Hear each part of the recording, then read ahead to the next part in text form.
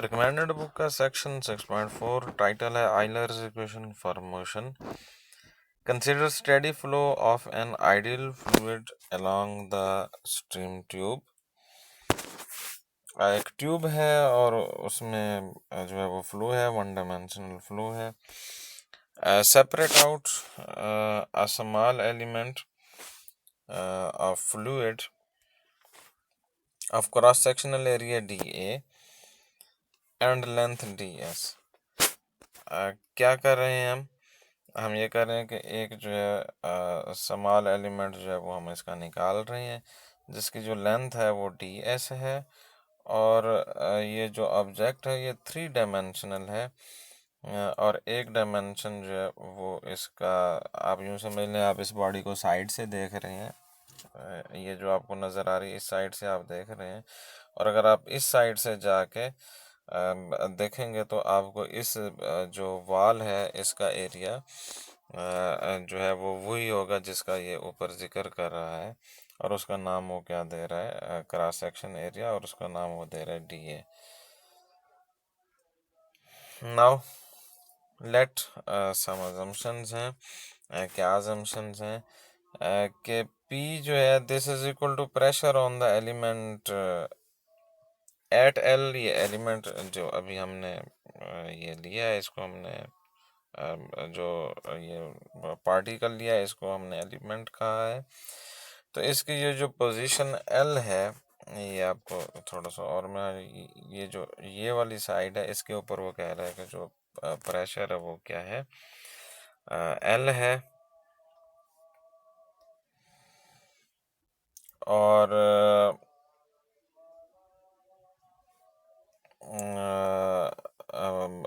Pressure जो है वो P है इस साइड पे, और जो दूसरा एंड है जिसको वो M वाली साइड कह रहा है, यहाँ पे मैं इसको हाईलाइट कर रहा हूँ।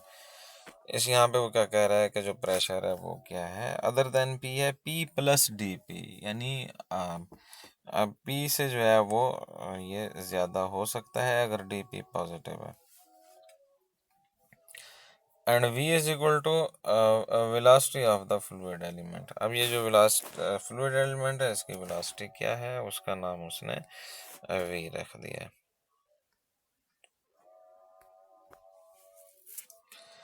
अच्छा, साइड पे एक और फिगर उसने दे दी हुई है, इसके बारे में मैं बता देता हूँ। आगे ये जाके वेट को जो है ना, आपको पता है कि जो अभी ये जो हमने assumption लिए को फ्लो की जो लाइन है, सेंट्रल लाइन है, वो ये वाली है। अच्छा, अब इसका जो वेट है, वेट फोर्स जो है ये जाहिर है कि वो जो फोर्स लगेगी वो इस साइड पे होगी, और इसकी जो वर्टिकली डाउनवर्ड जो फोर्स होगी, एक्चुअल जो इसका लाइन ऑफ एक्शन होगी, इस वेट की जो फोर्स होगी वो ये होगी वर्टिकल डाउनवर्ड। तो ये जो वर्टिकली डाउनवर्ड है, जो इसका कंपोनेंट है, इसको उसने कंप्यूट करने के लिए ये जो आपके सामने ये ट्रायंगल सी बनी हुई है इसका ये सहारा लिया है। तो कह क्या रहा है वो कह ये रहा है कि ये DS जो है ये सॉरी एक्सक्यूज मी, ये जो DS है ये उसकी लेंथ है उस एलिमेंट की। ये यहाँ से मैं इसको ये मज़ीद हाईलाइट करके मैंने आपको दिखा दिया है, ये उसकी लेंथ है। और अगर आप इसका जो वेट है आगे आएगा, उसकी कैलकुलेशन में आएगा, तो इसका ये जो वर्टिकल ये जो कंपोनेंट ये आप निकालना चाहते हैं, तो उसके लिए ये है कि आप ये वाली जो लेंथ है इसको DZ का अगर आपने नाम दे दिया है, और इस एंगल को आपने थीटा का नाम दे दिया है, तो ट्रायंगुलर लगा के आप cos थीटा अगर आप ये कंप्यूट करें, तो यहाँ से आप cos थीटा की मदद से आप ये कर सकते हैं कि ये जो DZ है, ये जो DZ है इसको आप ये फाइंड आउट कर सकते हैं। ये आगे अभी आ जाएगा।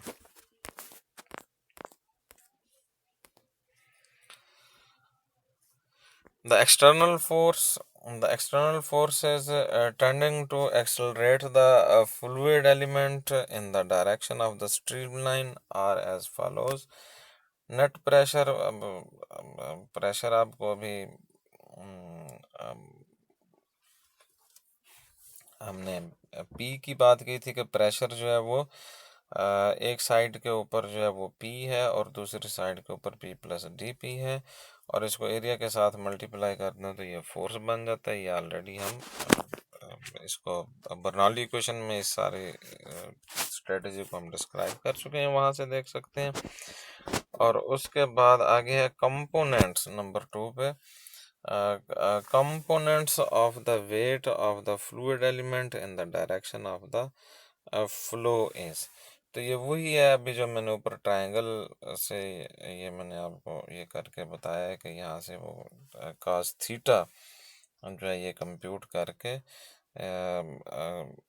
विच is equal to D G over D S, तो वो यहाँ पे इसको यूटिलाइज कर लेगा।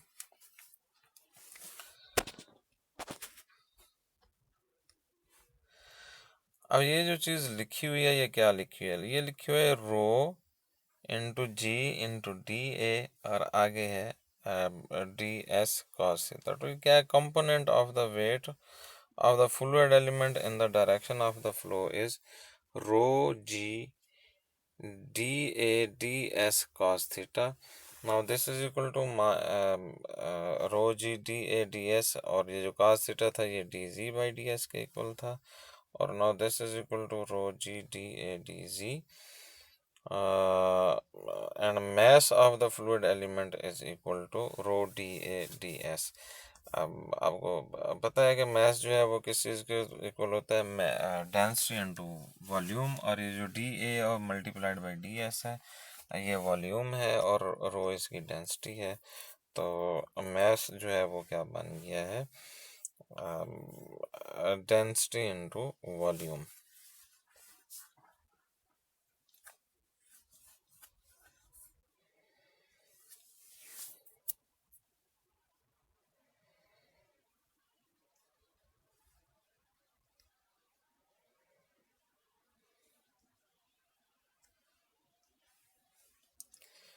The acceleration of the fluid element, उसको ए से उसने डिनोट कर दिया है, which is equal to change in velocity with respect to time. और यहाँ पे चेन रूल लगा कर उसने D V over D S multiplied by D S over D T, जो उसके पास नोन चीज़ें हैं उनको उसने इसका यूटिलाइज किया। Now this is equal to D V over D S. D V over D S ये उसने कहा है कि ये वी के इक्वल है, और sorry D S by D T जो है ये वी के इक्वल है, और D V by D S जो है ये एज इट इज़ यहाँ पे आपको ये लिखा हुआ नज़र आता है, उसको सिंप्लीफाई कर लें। Now according to Newton second law of motion, force is equal to mass, F is equal to ma, force is equal to mass into acceleration। सो क्या कह रहा है? D P multiplied by D A, ये क्या है? Force है, और ये भी आपके पास जो है ये वेट फोर्स है। Now this is equal to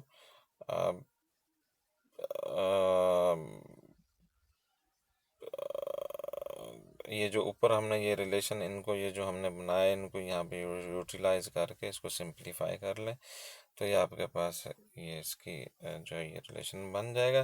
dividing both sides by rho D A we get, तो यहाँ पे हमारे पास जो है वो ये रिलेशन बन जाएगा।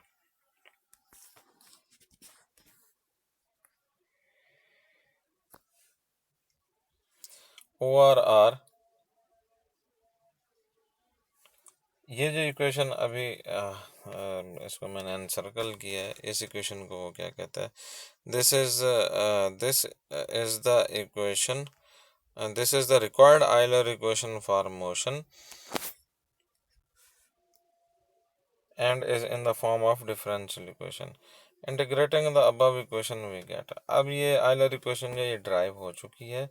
मज़ीद अगर आपने इसमें ये कुछ मैनिपुलेशन कर रहा है और ये आगे जाके बता रहा है कि अगर हम इसको इंटीग्रेट कर लेते हैं, वेरी सिंपल सी कैलकुलेशन है, तो वो कहता है कि ये हमारे पास जो है ये इसी की मदद से हमारे पास जो है ये जो बर्नौली इक्वेशन है ये भी हमारे पास आ जाती है।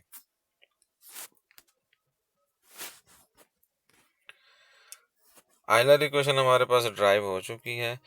आगे हमने जो बर्नौली इक्वेशन एक और हमारा टॉपिक है Bernoulli equation for real fluid. पहले हमने किसके लिए किया है, आइडियल फ्लूइड के लिए किया था। अब ये जो सेक्शन 6.5 है ये क्या है, Bernoulli equation for real fluid. अब रियल फ्लूइड में और आइडियल फ्लूइड में क्या फ़र्क है, उसमें फ्रिक्शनलेस फ्लो होता है आइडियल फ्लूइड, उसमें फ्रिक्शंस को जो है अकोमोडेट नहीं किया गया था, इग्नोर किया गया था। अब जो है रियल फ्लूइड है तो फिर फ्रिक्शन को जो है वो हम इग्नोर नहीं कर सकते। तो ये आपको जो है ये जो इक्वेशन 6.4 नज़र आ रही है, इसमें आपको लेफ्ट हैंड साइड और राइट हैंड साइड जो है वो आप टर्म्स देखेंगे आइडेंटिकल हैं, लेकिन इजाफी एक एच एल जो है वो एक टर्म जो है वो इजाफी इसमें आपको नज़र आ रही है। तो ये क्या है, ये वो लॉस हेड है जो कि फ्रिक्शन की वजह से आया है। ये नीचे उसने एक्सप्लेन भी कर दिया है कि where H L is equal to loss of energy between section 1 and 2। Section 1 से 2 तक अगर फ्लूइड गया है तो उसमें ज़ाहिर है फ्रिक्शन के असरात आए हैं, तो उसकी वजह से जो एनर्जी में लॉस आया है तो इसको अकोमोडेट किया जाएगा। अब ये आगे एक एग्जांपल है 6.13। तो 6.13 में जो है वो ये जो भी इसमें उसका क्वेश्चन है, जो भी ये पूछ रहा है, उसमें एक बात जो है वो ये डिफाइन कर रहा है कि ये जो लॉस ऑफ एनर्जी है वो इस तरीके से डिफाइन करनी है। अब अगर आपके पास एक एंड के ऊपर वेलोसिटी v1 भी गिवन है और दूसरे एंड पे v2 भी गिवन है और ग्रेविटेशनल एक्सलेरेशन भी आपको पता है, तो फिर ये लॉस आप निकाल सकते हैं और उसको अकोमोडेट कर सकते हैं। तो एग्जांपल 6.13 ये आप लोगों ने सॉल्व करनी है और उसके बाद सॉल्व क्या करनी है, ये सॉल्व हुई हुई है और इसमें सारा काम वही है जो ऑलरेडी हम उसको देख चुके हैं बर्नौली इक्वेशन में। सिर्फ और सिर्फ इजाफी जो कैलकुलेशन है इसमें वो क्या है, ये लॉस कंप्यूट करना है। और ये लॉस कंप्यूट करने में भी कोई मसला नहीं है, इसमें सिर्फ और सिर्फ आपने v1 और v2 इसमें डालने हैं और g की वैल्यू डालनी है, बाकी चीज़ें मौजूद हैं और ये कंप्यूट कर लेना है और उसमें जाके अकोमोडेट कर देना है जो आपके पास ये जो रियल फ्लूइड के लिए जो बर्नौली इक्वेशन है। इसी तरह से ये एग्जांपल नंबर ये जो 6.14 है, इस एग्जांपल को भी सॉल्व करें। सॉल्व है, आपने उसको अंडरस्टैंड करना है और इसको देखना है क्या है, कोई बात समझ नहीं आएगी तो आप पूछ लेंगे।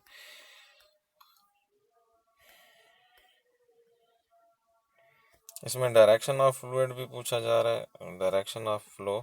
और डायरेक्शन ऑफ फ्लो में भी ये इसको भी देखा जा सकता है कि डायरेक्शन ऑफ फ्लो क्या है। तो जिस तरीके से उसने ये किया है, ये सारी अंडरस्टैंडिंग दी है, इसको आप लोगों ने देखना है।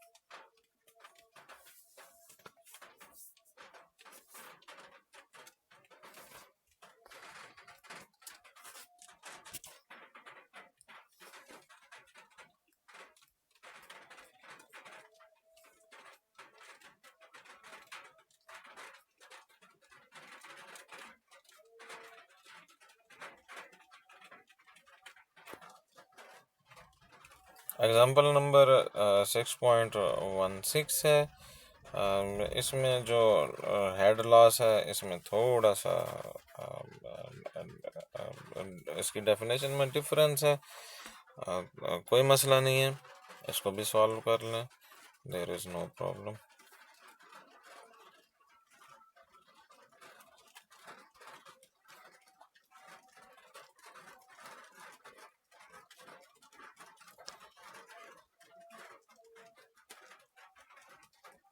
चले, इतना काफ़ी है। ये फिर आज का हमारा काम हो गया। ये आयलर इक्वेशन की डेरिवेशन के दौरान ये जो नंबर 2 है इसके थोड़ी सी मेरा ख्याल है कि एक्सप्लेनेशन मज़ीद करने की ज़रूरत है। Component of weight of the fluid element in the direction of flow. तो इतनी चीज़ को ये कह रहा है वेट, और ये जो कॉस थीटा है ये कंपोनेंट के लिए जो है वो यूज़ किया जा रहा है। अब बात ये है कि ये जो minus rho G D A D S है ये वेट कैसे है। तो देखें D A multiplied by D S, ये अभी हम ऊपर ऑलरेडी एक्सप्लेन कर चुके हैं कि D A cross sectional area और डी एस लेंथ है, तो ये तो बन गया वॉल्यूम। ये क्या बन गया है, D A multiplied by D S, ये बन गया है वॉल्यूम। और ये जो रो है ये इसके साथ अगर अटैच कर दें तो ये बन जाएगा mass. Mass is equal to density into volume, ये आप जानते हैं। और इसके साथ अगर हम जी भी साथ में लगा दें तो ये जी जो है ये ग्रेविटेशनल एक्सेलरेशन है। तो रो इंटू वी ये एम है, और जी जो है ये क्या है, ये ग्रेविटेशनल एक्सेलरेशन है। तो ये टोटल मिल के अगर हम ये वाला रिलेशन देखते हैं, एफ इज इक्वल टू क्या होता है, एम ए। तो ये जो एम ए है, या ये जो रो वी रो इंटू वी जो है ये एम है, और जी एक्सेलरेशन है। तो ये एक्चुअली ये क्या है, ये फोर्स है। एम ए जो है this is equal to force, या m g this is equal to m g. तो this is equal to force due to weight. तो ये जो है वो कुल मिल के जो है वो क्या बना रहा है, फोर्स बना रहा है।